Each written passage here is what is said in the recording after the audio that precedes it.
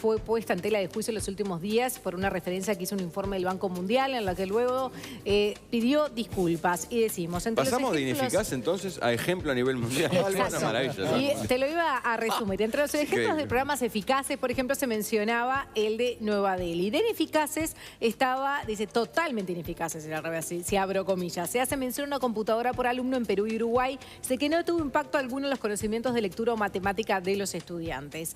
Después pidió disculpas. Reconocemos que el Plan Ceval es uno de los ejemplos a nivel mundial de cómo un programa puede llevar la tecnología a las aulas y ser un vehículo para acercar a maestros y profesores a soluciones innovadoras con el objetivo de influir sobre aprendizajes para potenciarlos. Esta carta, fue dirigida a Miguel Brechner, presidente del Plan Ceval, a quien tenemos hoy aquí. ¿Cómo estás, Miguel? ¿Cómo estás, Miguel? Muy bien, muchas gracias. No quiero haber estado presente cuando leíste el primer informe, ¿no? Qué calentura. No, yo te voy a decir algo. Primero, no estabas en Uruguay, además, ¿no? Sí, estaba acá. Pensé que no Primero, equivocarse se equivoca la gente.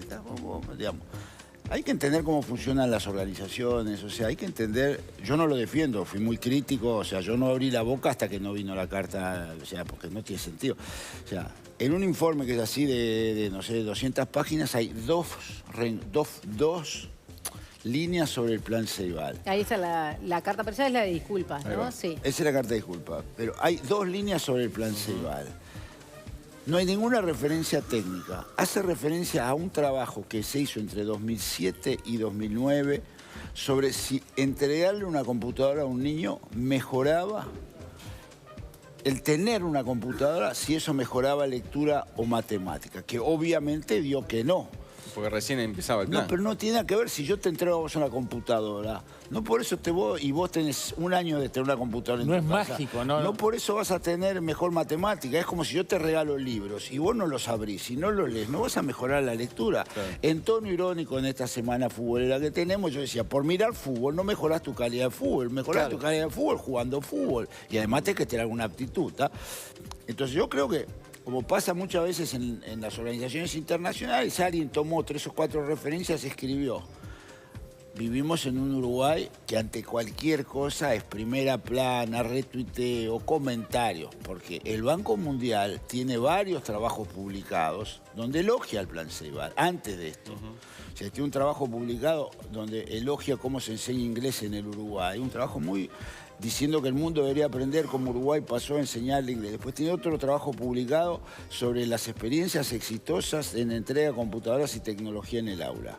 O sea, que eso existía antes. Y el Banco Mundial ha organizado encuentros en Uruguay donde ha venido gente de otros países, sobre todo del sur del mundo, digamos, muchos de África, para ver cómo se aplica el Plan Ceval y cómo lo pueden replicar. Yo escribí un reporte para el Banco Mundial sobre el Plan Ceval. ¿Qué pasa? Ahora, alguien se le escapó la moto, escribió cualquier cosa, nadie lo corrigió, que eso pasa normalmente. Muchas veces se escribe un informe sin que queda una línea ahí. Y queda una línea ahí. Y después se hizo un escándalo. O sea, ahora, acá, eso es lo otro, ¿no? Acá hay gente que de los otros informes del Banco Mundial no dijo nada y apenas apareció esa línea, era titular de... Pero ¿no? es el Uruguay, el Plan Ceval no sirve para nada. Pero es el Uruguay que somos. Digamos, nosotros, este es el Uruguay. El Uruguay vive el vaso medio vacío, vive pegando. Antes seguimos discutiendo en qué chance no clasificamos cuando estamos clasificados. Es el Uruguay que es. O sea, yo me alegro que llegó la carta. Además coincidió la llegada de la carta con un informe que hizo Simbe sobre cómo el uso de la matemática en el aula con el docente y la plataforma de matemática mejora los aprendizajes matemáticos de los niños. Y si ahora, después quieren podemos hablar de... ¿ese párrafo lo cambiaron? No, yo no vi el informe final de la carta, dice que van a cambiar el párrafo. Dice que van a cambiar el párrafo y agregar unos comentarios más. Justamente, hablando del tema matemáticas, por ejemplo, hay un porcentaje, ¿no? Arrojó el 30% mejores resultados en aprendizaje en el tema matemática, ¿no? Es claro, una línea de trabajo. Plataforma adaptativa de matemática. En la plataforma adaptativa de matemática, entender cómo funciona, qué hizo Simbe. Acá se hace pruebas cada 3 años. Entonces se hizo una prueba en el 2013 y se le tomó a los niños de tercero de escuela. Después se hizo una prueba, no es una prueba nuestra, es una prueba del sistema de primaria, ¿no? Después se hizo una prueba en el 2016 y se tomó a los niños en el 2016, a los mismos que en el 2013. Y se vio cuánto habían aprendido matemática esos niños. Todos.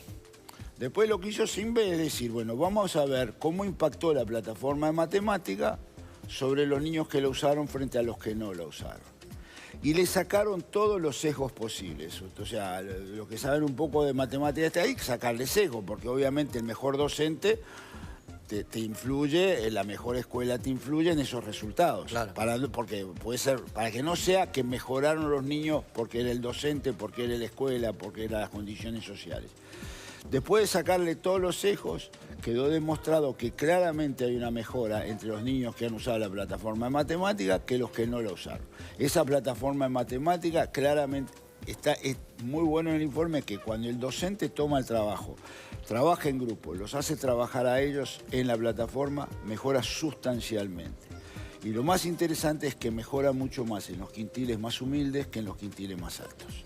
O sea que, cosa que además parece lógico, una plataforma de matemática dedicada a apoyar al docente en la enseñanza de la matemática es algo que va a traer beneficios sobre los niños. Ahora hay que esperar años de un trabajo que sea objetivo, porque una cosa que me parezca a mí o a ustedes y otra cosa es que lo digan los números.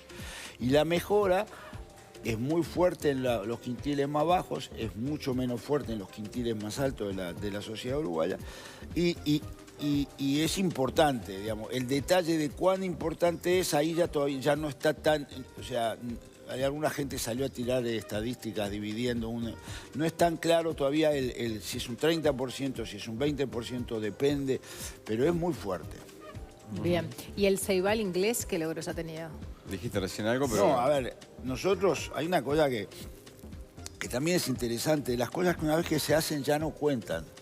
O sea, Uruguay en cuarto, quinto y sexto, en el año 2012, tenía 30.000 niños aprendiendo inglés, que es con profesores de inglés en primaria, en cuarto, quinto y sexto. Era la cantidad de profesores que había que le podían dar a esos niños inglés. Claro, había 300.000. No, 120.000 más o menos. Hay 47.000 por grado más o menos. ¿Sabes? Claro, porque son cuarto, quinto y sexto. Claro, son los está bien. cuarto, Los quinto, últimos 3 seis, años. ahí va. La mitad Ahora, del total. frente a esa realidad, nosotros inventamos en conjunto con primaria lo que se llama Ceibal en inglés. Tenemos una aula de videoconferencia en cada escuela, un profesor que no está ahí. En el Uruguay, muchos de los profesores, muchos de los que dan clases son los institutos privados de inglés, profesores de inglés, y después hay profesores de inglés en Argentina, profesores de inglés en Filipinas, profesores de inglés en Inglaterra. Y ellos le dan la clase a los niños y los maestros intercambian con el profesor trabajos y le ponen trabajos en las computadoras. Pasamos de 1.000 niños en ese formato en el 2012 a 80 y pico mil ahora. O sea, hoy tenemos casi 120.000 niños aprendiendo inglés. En un montón de Casi escuelas en donde total. ni siquiera hay profesores. Andá a llevar un profesor de inglés de repente No, a la escuela perdida. en todo el país estamos en el cerca del 93-94%. Nos queda resolver las rurales y algunas zonas que técnicamente tenemos dificultades porque necesitamos resolver el tema de la videoconferencia. Y por primera vez Uruguay tiene cuarto, quinto y sexto aprendiendo inglés. Y lo más interesante, que también se va a publicar ahora, es que aprenden bien inglés. O sea que el nivel de los niños en sexto año, porque hay una prueba nacional de inglés que estamos haciendo que es adaptativa. El inglés es una materia interesante. Todos sabemos que coexisten en las aulas niños que aprenden más que otros porque hacen inglés por afuera. La cantidad de niños que en todos los quintiles sociales estudian inglés por afuera es altísima. Quiere decir que los papás, no importa su condición, creen importante el inglés. Bueno, en esa prueba nacional hay casi un 60 y pico % de los niños de cuarto, quinto, de sexto, que están en un nivel A2 o A2 menos, que es un nivel europeo estándar al cual queremos llegar. Y bueno, esto es, por suerte, ya es un estándar. Inglés ya nadie cuestiona que hay que aprender inglés. Ya está en todo lado. Cuando resolvamos el piquito que nos falta, vamos a decir el 100%. Y esas son las cosas, viste, que una vez que las instalás ya quedan en la sociedad. Lo mismo que los libros. O sea, el hecho que haya... Yo lo hablé varias veces, pero nosotros construimos, además de los libros de texto y los libros de lectura, ahora tenemos una biblioteca tipo barrial, que vos podés pedir prestado cualquier libro para leer en digital, cualquiera. O sea, ¿qué querés? Lo pedís prestado. Te lo llevás y después lo tenés que devolver. Eso lo estamos aplicando hoy para niños de escuela, para docentes y para jubilados. Ahora, además, para los niños hay una especie de club de lectura, quiere decir que la maestra puede poner preguntas, los chiquilines contestan, ves si entendieron o no entendieron, porque en realidad todo lo que importa es ver cuánto entienden. Claro.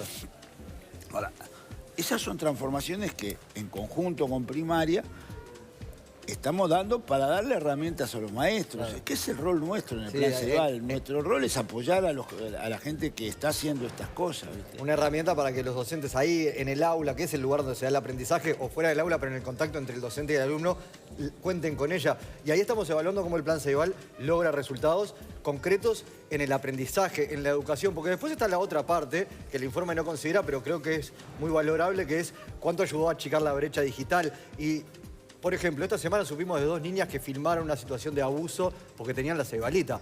¿Cuánto vale eso, no? Y no es aprendizaje, pero ¿cuánto vale? Lo que pasa es que estamos en un momento en la sociedad en que todavía nos llama la atención y me parece importante que haya equidad en tecnología, porque había una inequidad infinita. A nadie le llama la atención que todos tengamos electricidad en nuestras casas, porque la electricidad es un derecho. Hoy la tecnología en tu casa, en el aula, es un derecho. El agua es un derecho, el aire limpio es un derecho, porque pensar que no hay tecnología o no hay acceso y que queremos que estos niños vivan en una sociedad del siglo XXI es muy difícil. Sí. Todavía nos cuesta aceptar.